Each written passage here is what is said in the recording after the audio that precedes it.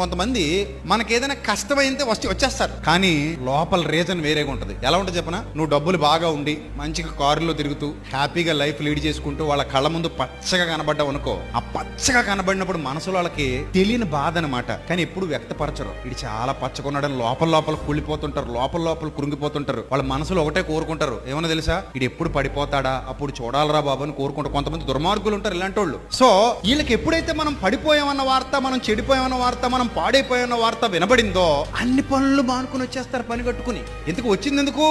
ఓదార్చడానికి అనుకున్నారా? వాళ్ళు ఓదార్చబడ్డానికి.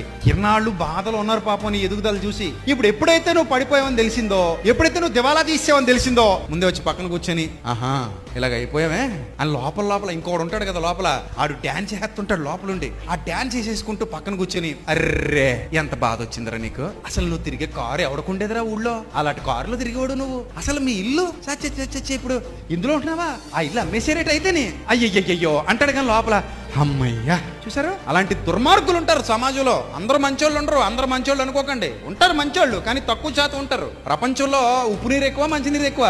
ఉప్పు నీరు ఎక్కువ, మంచినీరు తక్కువ.